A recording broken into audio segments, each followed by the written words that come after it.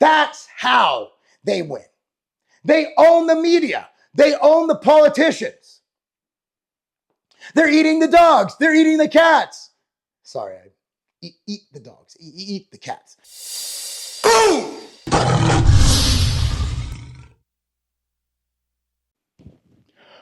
Boom! What's up, everyone? Marc Lobliner, TigerFitness.com. Man, I want to talk about RFK. Obviously, big fan. I would like to say that we were the first ones to use Make America Healthy Again. 3 years ago, we came up with our Make America Healthy Again shirts. We reprinted them, 6 different colors. Here they are now. Look at that. That's one of the colors. Man, we got red, we got blue, we got all kinds of colors. Anyway, coupon code MAHA, M-A-H-A, gets you 10% off the entire site, including those shirts. If you want to find the shirt, I'll link it down below, or go to the site, just type in MAHA, M-A-H-A, in the search function, it comes right up. But I want to talk about RFK, talk about all these people talking about banning seed oils and artificial colors and dyes. And I wanted to read a post I have right here that I'll post on the screen from one Layne Norton. Layne Norton, shout out to my boy Layne, I know. We used to call him, so Rob Moran, who actually is still in the industry, and we used to joke around, call him Layne. Back in the Civation days, back in the day, so it's not a dig, it's just an inside joke. But anyway, I want to read, so he puts up this meme with the kid from The Simpsons, right, Ralph?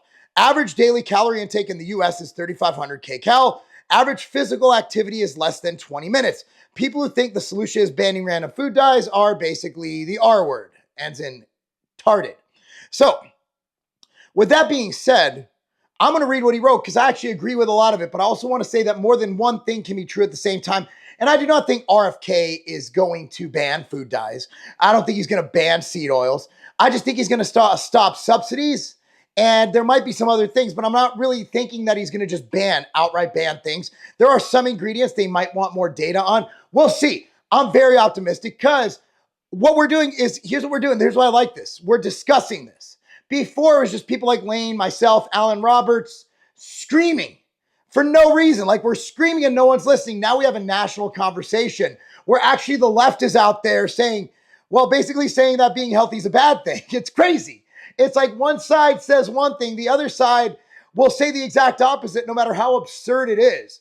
Can we just agree that we are fat, unhealthy, and we need to do something about what's going on in the country right now with our metabolic health? 70+% of Americans are overweight. Can we do something about that? Let me read Layne's post. Keep hiding your heads in the sand to the real problem. I know this one is going to get a lot of heat, but that's fine. People keep asking my opinion on the food industry, what I think of this talk of new laws, and what really makes a difference. I'm afraid most of you probably aren't going to like my response. I'm happy that people are trying to bring metabolic health more to the forefront of consciousness. My point exactly, and that's why I welcome this post. But sadly, the focus is in the wrong places. I was watching someone rant on the news today about how we need to ban food dyes. I don't really think we need to ban food dyes, but I think there are natural alternatives. Like, I switched all my stuff to natural colors.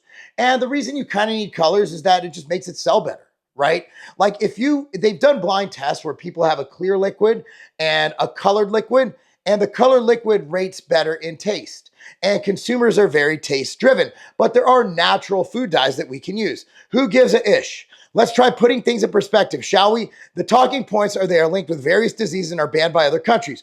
The links are particularly strong, and they are confounded by the fact that people who consume more of these dyes by default, listen to this part, eat more processed foods and calories. What about other countries banning them? Yes, some countries ban dyes we have in our foods. Also, the USA bans dyes that other countries allow in their foods. Additionally, some of these are the same dyes. Where'd it go?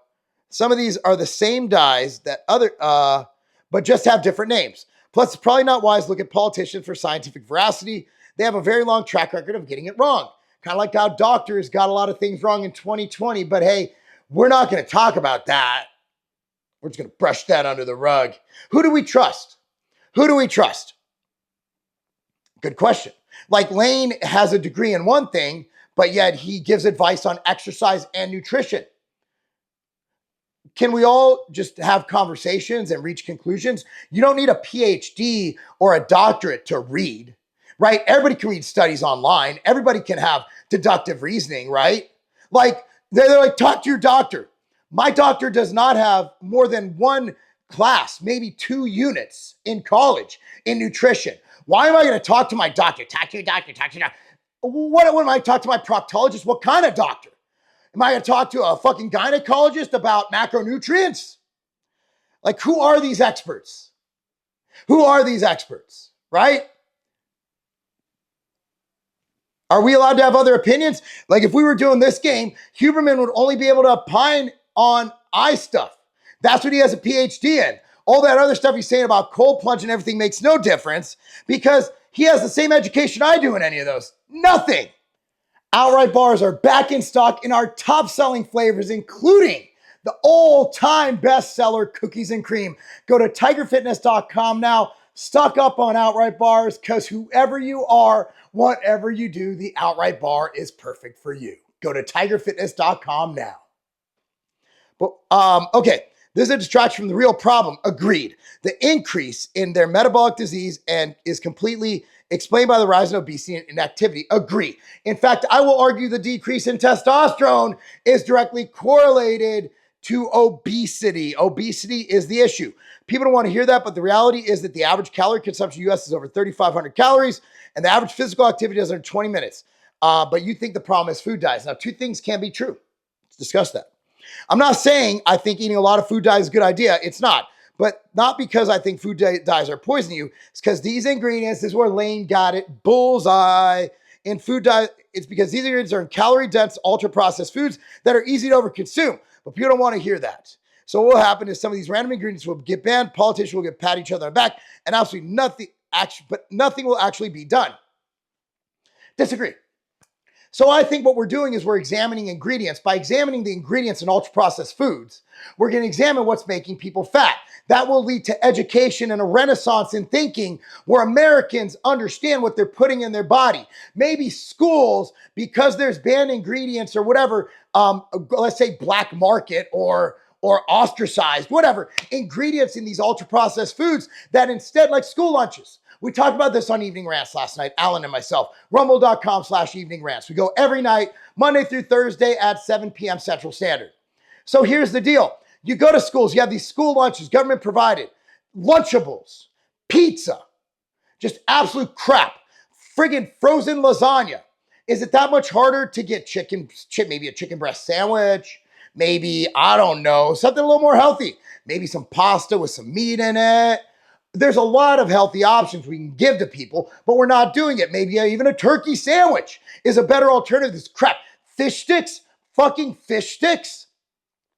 At the end of the day, we are putting in these government institutions, and if they get rid of the U.S. Department of Education, I don't know what's going on. That's beyond the scope of this video.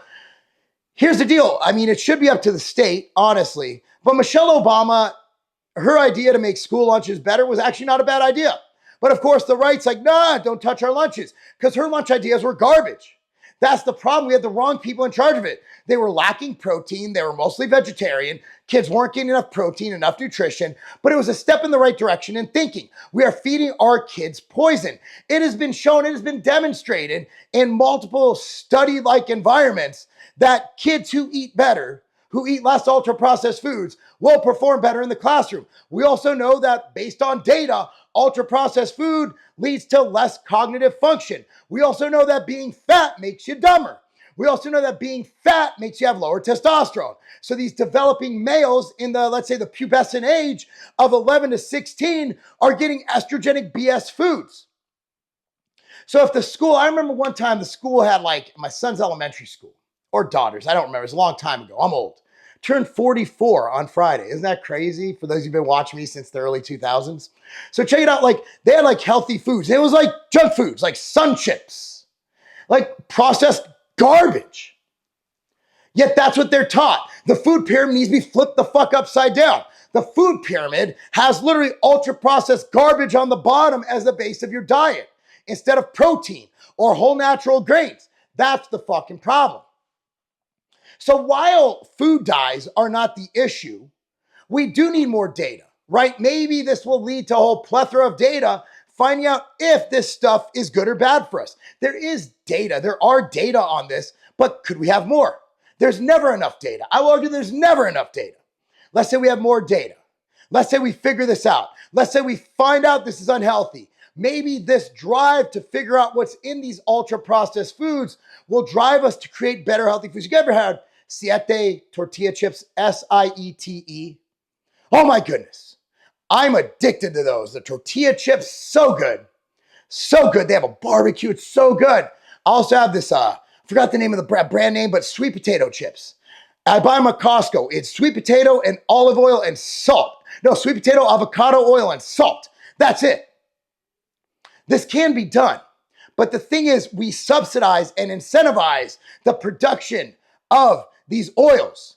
This is where these subsidies go. This is where the incentives go. So if we were to take those away and give them to help produce healthy foods and incentivize companies to do health conscious things, that's where we might be in the right. I'm not saying punish companies for not I'm not saying punish companies for doing anything, right? Like free market, do your thing. I believe in choice. However, not incentivizing the production of things that hurt people and not having these lobbyists for big sugar, not having them as a big part of the decisions being made in Washington. Perhaps taking a look at big pharma. I can only say that because YouTube will demonetize and take down and strike my entire channel if I go any further like they did in 2021 for mentioning vitamin D. If we reel in big pharma and their large donations to politicians, they are 75% of CNN and MSNBC's advertising. What happens if they make it where big pharma, where Pfizer, Moderna can't advertise on CNN and MSNBC? They go out of business overnight. That's how they win. They own the media. They own the politicians. They're eating the dogs. They're eating the cats. Sorry, eat the dogs, eat the cats. At the end of the day, guys, I just want America to be healthy. But Layne is right. We need a movement. Remember in the 80s, for those of you old heads out there, when Ronald Reagan put Arnold Schwarzenegger as his exercise official or whatever? We need that back. In fact, throw my hat in the ring. I'll do it.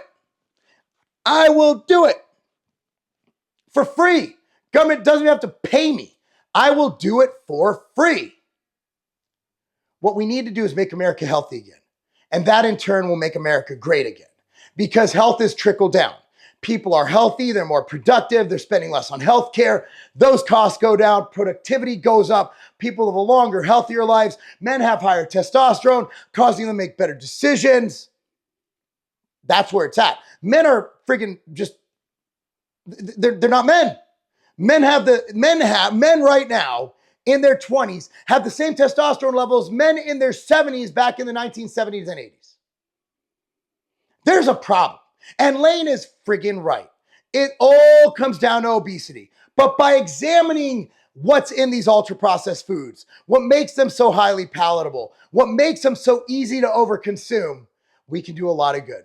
Anyway, guys, thank you so much for watching again. TigerFitness.com. Get this shirt. Make America healthy again. Support us. We're here for you. We love you guys. Anyway, guys, thank you for watching. Like this video, subscribe to this channel, share this video, click on notification bell. And yeah, that's pretty much it. Go to TigerFitness.com, support, show us some love, because making America healthy again, that's not a game. Fish oil is one of the staple supplements that you should take. Now, for me, I like to have a 2-to-1 EPA to DHA ratio. Now, DHA is awesome. A lot of cognitive benefits come from DHA, but if you get anti-inflammation and things that we go through as people who want to train, who want to be active, want to feel great, you want slightly more EPA. That's why I created MTS Nutrition Fish Oil. Now, this is a 2-to-1 EPA to DHA ratio. It is fantastic, and it has citrus, so it's not going to give you the fishy burps. And the way we make it, it's not going to be rancid. That's one thing you got to fear. A lot of these fish oils, they can go rancid and actually be more bad than they are good. But we actually don't have that problem with MTS Nutrition Fish Oil. The dosing I recommend will be above label. Label, we just take one soft gel or as directed by a fitness professional or a medical professional. But for me, I like to take 3 grams of total EPA and DHA a day combined. So with that said, I take 5 MTS Nutrition Fish Oil a day. Now, I love my brand. I recommend it. It's a tremendous value. Available right now at TigerFitness.com. If you want a great fish oil, if you want to support a company who loves you, support a company who doesn't hate you, support a company with the best customer service and people, American family-owned company, MTS Nutrition, TigerFitness.com. Get your fish oil today.